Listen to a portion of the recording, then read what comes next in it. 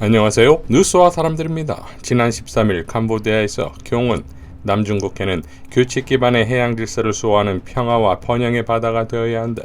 유엔 해양법 협약을 포함한 국제법의 원칙에 따라 항행 및 상공 비행의 자유가 보장되어야 하고 긴장을 고조하는 행위는 자제해야 한다. 라고 발언합니다. 자, 과연 경이 이 발언의 의미를 알고 한 것인지, 미국과 일본의 돌격대처럼 내지른 것인지 가장 궁금해할 곳이 중국이었겠지요. 뉴스공장에 출연한 박종철 교수는 이렇게 밝혔습니다. 김어준, 이게 둘 다 일본이 강하게 주장하고 미국도 강하게 주장하는 이거를 우리가 들고 나왔기 때문에 중국 입장에서는 한국이 돌격대다 이렇게 생각한 것 아니에요. 그렇지요. 박종철, 그렇죠. 이게 돌격대인지 혹은 어쩔 수 없이 미국이 이제 등을 떠밀려 가지고 반박자 뒤에서 끌려가는 건지는 판단이 유보 상태입니다. 김어준, 그거를 확인하려고 정상회담 했겠지요. 박종철, 그렇지요. 김어준, 우리 안보실이 혹은 대통령이 이 인태 전략이 중국에게는 어떤 의미인지를 알고 썼는지 모르겠어요. 중국은 그렇게 받아들일 수밖에 없잖아요. 박종철, 그러니까 지금 중국 학자가 저한테 한 말이 그대로입니다. 이게 의도적인 건지, 그러니까는 대통령실이 외교 원칙이 없는 건지, 혹은 외교적으로 정확히 이해를 하면서 반중 경제의 포위망 속에 군사적인 의미까지 담고 있는지, 이제 학자들 수준이 아니라 지도부가 아무래도 학자들 눈하고 정치인의 감은 다르잖아요. 그래서 최고 지도부가 직접 만나자 이렇게 결정을 했습니다. 김어준, 만나서 인태 전략이라는 게 정말로 군사적 의미를 포함한 인태 전략, 그 말 뜻대로 쓴 거냐, 아니면 그게 아니라 미국에서 자꾸 그러니까 어쩔 수 없이 그 표현을 썼고 실제로는 중국과 경제관계는 잘 유지하고 싶다, 그런 뜻이 있는 거냐, 그걸 확인하려고 한 거지요. 박종철, 네, 그걸 좀 확인하고 싶어서 정상회담을 하기로 확정을 한 거지요. 김어준, 중국이 무엇을 궁금해하는지 우리 정부에서 전혀 답을 주지 않은 거지요. 박종철, 네, 답을 주지 않았다라는 의미에서 모호한 건지 혹은 고도의 전술인지 또 이게 또 궁금증을 자아내고 있습니다. 김어준, 저는 개인적인 생각인데요. 한국판 인태 전략이 실제 이 외교적으로 군사적으로 어떤 의미인지 중국에게는, 그리고 우리가 지금 외교적으로 어떻게 비치고 있는지 우리 대통령실이 모르는 것 같아요. 박종철, 이제 글로벌 공급망 이야기를 강조한 것 중 하나가 이제 미중 디커플링을 경제적으로 하고 있느냐라고 보면 사실은 미중 간의 상호 의존은 지금도 증가하고 있고, 그 이제 중국 내에 있는 그 미국 기업인들이 미국으로 돌아갈래 하면 여전히 중국이 이제 기업 환경이 훨씬 좋잖아요. 그래서 사실 인건비 자체도 엄청난 차이가 나기 때문에 여전히 중국에서 기업 활동을 하고 있습니다. 이런 문제 등에 대해서도 계속해서 한중 경제 협력을 강조하는 것은 이것에 대한 무서운 질문이다.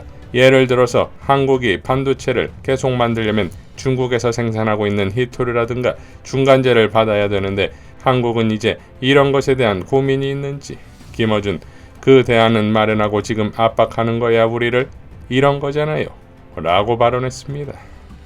자, 그러니까 10분도 안 된 한중 정상회담이 시작과 끝의 속보가 같은 지면에 실릴 정도로 짧은 회담 시간이라는 것은 결국 시진핑이 윤석열을 어떻게 간파했는지가 나오지요. 고도의 전술 이런 게 아니라 그냥 무지다 이겁니다.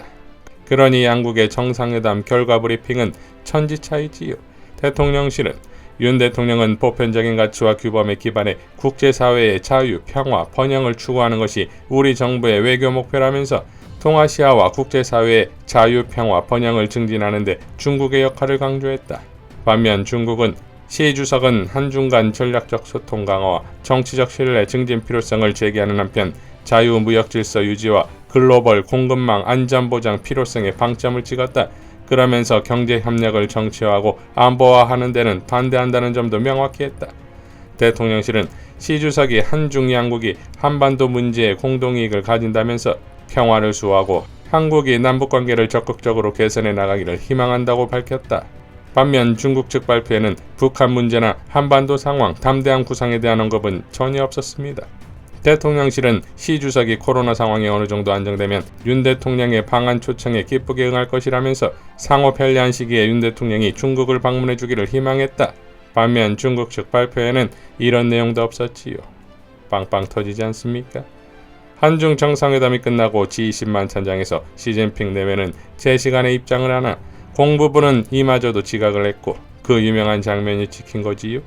시진핑, 조코 위도도 등 세계 각국의 정상들이 이동하며 대화를 나누고 있는데도 경은 앉아서 그저 쳐다만 보는 장면이 인도네시아 방송에 고스란히 찍혔다 이겁니다. 그야말로 세계 주요 정상들의 지지율 꼴찌를 여실히 보여주지요. 경은 미국 여론조사 업체 모닝 컨설트가 실시하는 세계 22개 주요국 지도자 지지율 조사에서 역대 최저치를 기록하며 꼴찌를 했습니다. 이에 대해 변희재는 이렇게 밝혔지요. 윤석열의 실제 정확한 지지율은 16%일 것.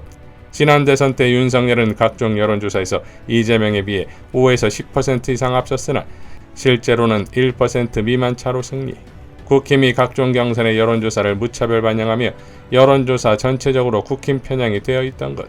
모닝 컨설턴트 조사에서 미국의 조 바이든이 42%가 나오는데 실제 미국 중간선거 출구 여론조사 결과 바이든 지지율은 41%입니다. 즉 편향성이 전혀 없는 제3국의 여론조사 결과가 더 신빙성이 있는 것라고 밝혔습니다. 자, 경의 이러한 왕따 외교는 그의 기이한 일정에서도 확인되지요. G20 행사가 끝나지 않았음에도 경은 박진 외교부 장관을 남겨두고서 귀국해버리지요. 그런데 폴란드 미사일건이 터지자 그야말로 전격적으로 바이든을 중심으로 각국 정상들이 회의를 갖는데 이런 좋은 기회를 당연 경은 놓칩니다.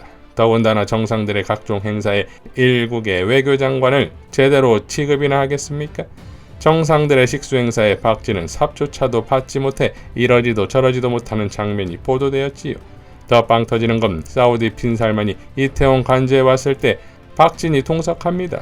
박진이 귀국하고서는 이어지는 에이펙 회의에는 오전에 빈살만을 환영했던 한덕수가 참석하지요. 이게 무슨 돌려막기 외교일까요? 또 빵 터지는 것이 한국에서 스페인 총리와의 정상회담이 있는데 경은 줄곧 아세안과 G20 회의 때 같이 있었습니다. 조옥윤 변호사는 이렇게 밝혔지요. 스페인 페드로 산체스 총리가 11월 17일 방한에서 정상회담이 열릴 것이라고 하는데요. 산체스 총리는 거리적으로는 윤 대통령과 매우 가까웠습니다. 첫 번째 사진. 지난 6월 스페인 마드리드에서 열린 나토 정상회의의 배우자 프로그램에서 페드로 총리의 부인, 스페인 레티지아 왕비, 질 바이든 여사, 김건희 여사 이렇게 사진을 찍었지요. 베고냐 고메스 여사와 김건희 여사가 대화를 나눈지는 잘 모르겠습니다. 두 번째 사진. 지난 9월 유엔 총회 때 열렸던 문제의 땡땡 바이든 날리면 발언이 있었던 바로 그 글로벌 펀드 행사 때 윤 대통령과 산체스 총리는 앞뒤로 앉아 있었는데 당시 동영상을 보면 서로 인사는 안 한 것 같습니다. 세 번째 사진. 11월 15일 저녁에 있었던 G20 만찬회의 때 산체스 총리 부부도 참석했었습니다. 윤석열이 환영 만찬에 지각을 하지 않았더라면 서로 인사하고 좋았을 텐데 라는 생각이 들었습니다.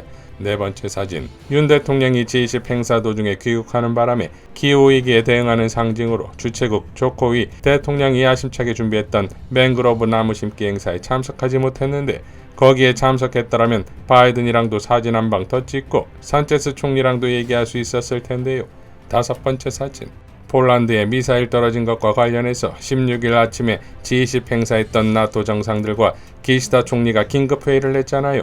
한국, 일본이 지난 6월 나토 정상회의에 똑같이 참석했고 더군다나 일본을 제끼고 우리나라가 나토의 사이버 디펜스 부대에서 가입했으니까 윤 대통령이 조기 귀국을 안 했더라면 저 회의에 껴서 같이 사진을 찍었을 수도 있었을 텐데요.